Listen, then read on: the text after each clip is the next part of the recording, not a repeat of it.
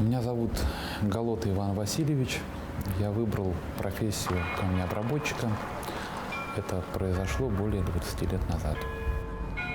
Когда был маленький, хотел стать геологом, потому что родители мои были геологами. Они были образом для подражания.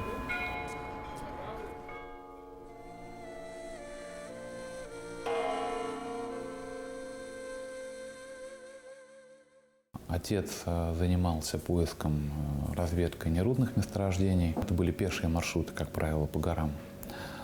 Жили в лагере, в палатке, утром брали рюкзаки, вечером возвращались с своей добычей, с минералами, с какими-то образцами породы. У мамы была более интересная профессия. Они собирали, описывали срезы горных пород на обнажение горных рек.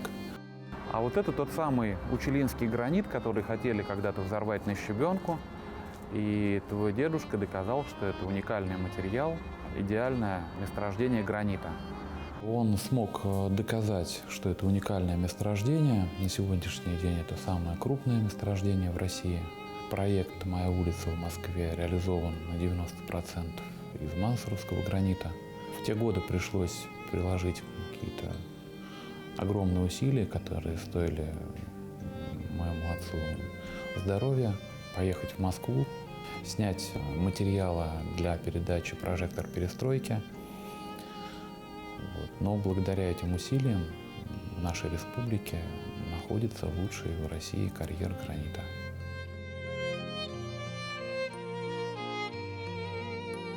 Вот эта входная группа была сделана мной, когда я был чуть-чуть старше тебя. Это было первое изделие в республике, сделанное из мансоровского гранита. До этого из этого гранита пилили только плитку либо бордюры.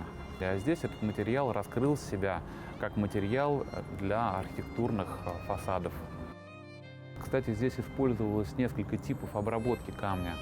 Это, смотри, полированная фактура, это термообработанная и шлифованная. Это было требование автора проекта, архитектора Донгузова. Когда наступило время принимать решение, куда пойти учиться, в этот момент начался развал Советского Союза, и бюджет на финансирование геологии резко сократили. Идти в профессию, которая не была востребована, казалось ошибкой. Поэтому выбран был другой путь.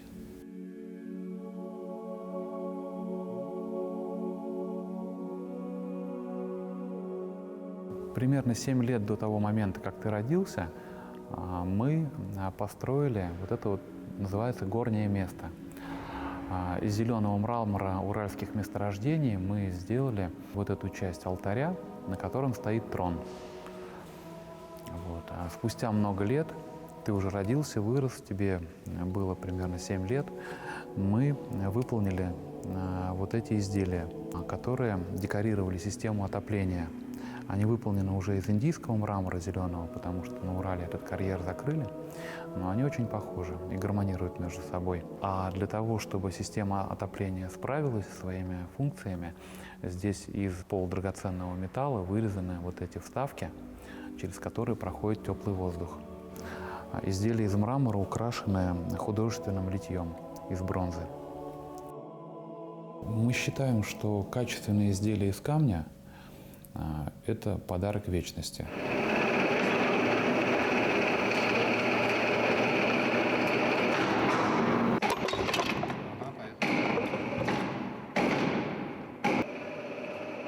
На тот момент, когда принималось решение поступить в аграрный университет, организовывались пасеки в республике, и это было такого республиканского значения мероприятие. Для меня все-таки работа пчеловода – путь отшельника. А в юные годы хотелось больше коммуницировать, больше общаться с людьми. Поэтому выбран был после завершения учебы чуть-чуть другой путь.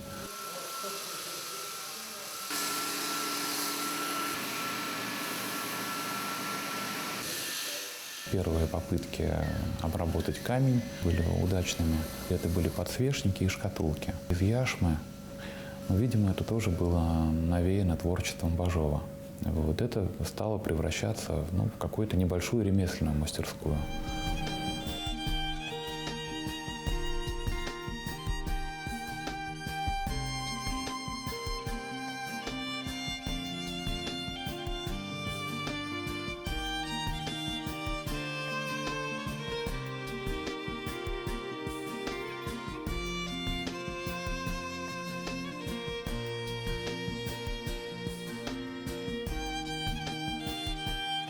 Конечно, тут такое многообразие цветов. Мне нужно собрать вот эту мозаику. То есть здесь у меня классика заложена, вот это панно мраморное. Надо будет что-то интересное подобрать. Для этого фриза я предлагаю использовать оникс травертин. Вот, а он дополнительно еще украсит, декорирует. Да, он, кстати, как вот этот фон, вот овал, да, очень даже неплохо сюда подойдет. Мне тоже нравится. Это лабрадорит. Его везут из Анголы в Италию. Характерные особенности от черного до такого темно-коричневого, горький шоколад. Обратите внимание, это новый материал, новый карьер, который недавно открыли в Бразилии, начали промышленную добычу. Это один из первых блоков этого карьера. Вот. Мы его назвали между собой «Апрель», потому что через снег пробивается зеленая трава. Похоже, да, действительно, апрель.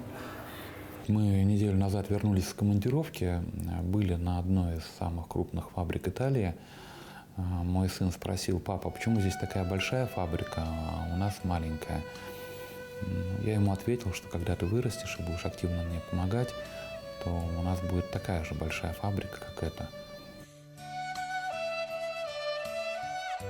Сын обещал продолжить мое дело, ему было 3 года.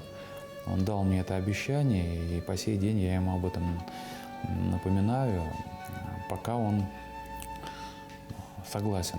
Он впитывает в себя, он видит срезы горных пород со всей планеты. Я считаю, что это важно, это развивает кругозор ребенка. Бажова читает.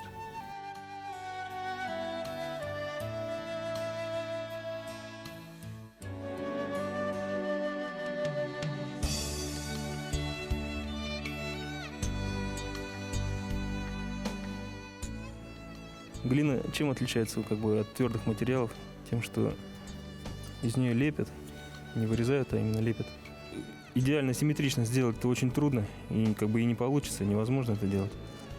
Поэтому вот максимально 2 стороны. Суть моей работы заключается в том, чтобы создать трехмерную модель объемную. Сначала формуется, отливается, демонстрируется заказчику. Если все устраивает, то переводит уже в электронный ее сканом. На компьютере какие-то мелочи обрабатывают. А сколько машин и часов станок будет работать над этим изделием? Около 16 часов будет, это все займет, вся работа. А фреза у тебя достанет, проработает эту резьбу? После станка тоже приходится дорабатывать.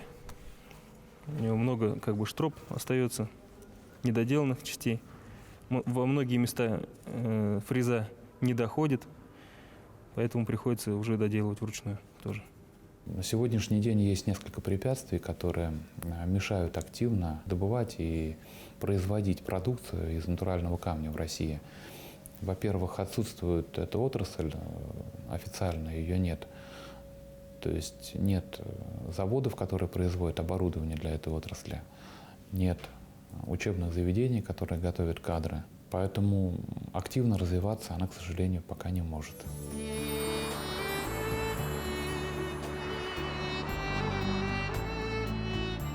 Мы находимся в интерьере гостиницы «Башкирия». Здесь были использованы несколько видов натурального камня.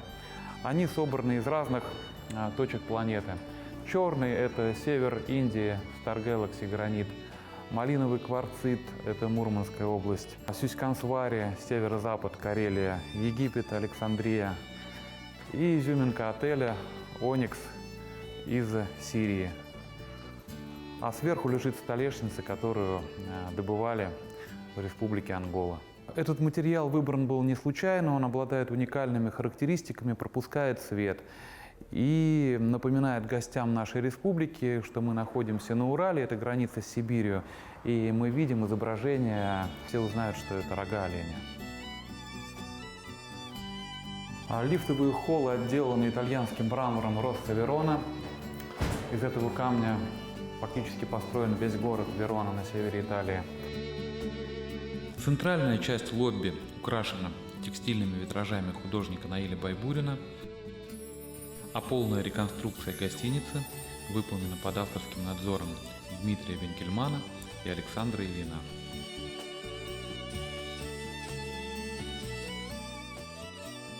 Было принято решение использовать натуральный оникс, лабрадорит, и это решение было оправдано.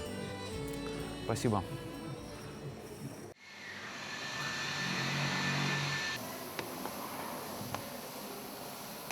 В данный момент происходит самое интересное. Процесс изготовления объемных изделий из цельного куска итальянского мрамора. За основу мы берем модель, которую скульптор изготовил из глины, иногда из гипса. Мы с помощью 3D-сканера сканируем и твердотельное изображение загружаем в мозги нашего робота. После чего он с помощью алмазных насадок начинает изготавливать изделия уже из натурального камня. Каким бы ни был дорогим, красивым камень, какое бы оборудование ни стояло на производстве, для того, чтобы получились красивые изделия из камня, красивые интерьеры, фасады, руки должны быть хорошие. В целом это то, что мы хотели, потому что нам вот не нужна вот эта позолота, да, а нужен именно классический итальянский мрамор, белый. Вот. Но я бы попросил вот сделать чуть глубже вот эту прорисовку деталей. Хорошо, мы поговорим со скульптором. Я рад, что мы друг друга поняли. Спасибо.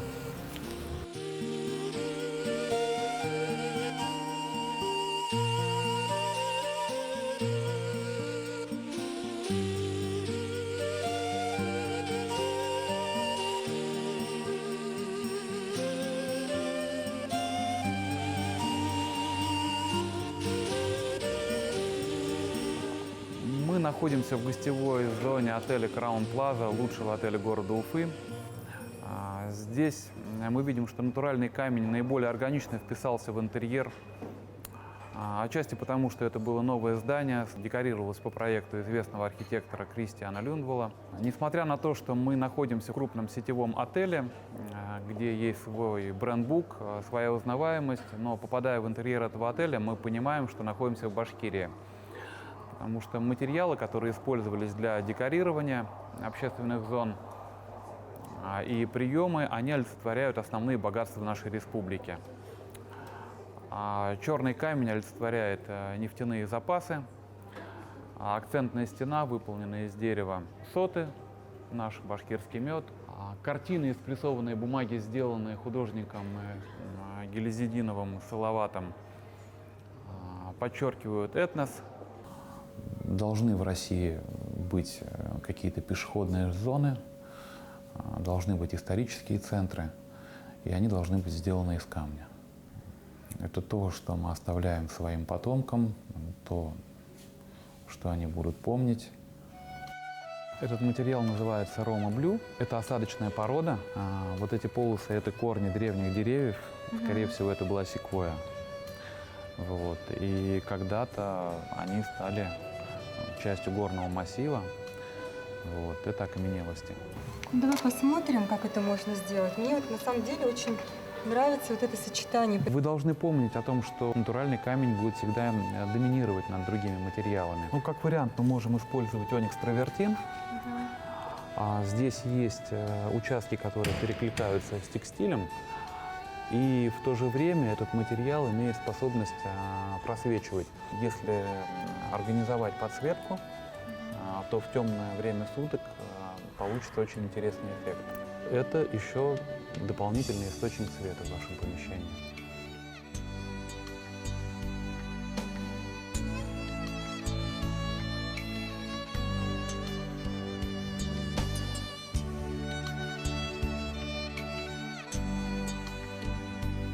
Для того, чтобы получились красивые изделия из камня, нужно в первую очередь его любить, нужно набраться терпения, потому что это очень твердый материал. И нужно быть очень внимательным, потому что натуральный камень всегда меняется.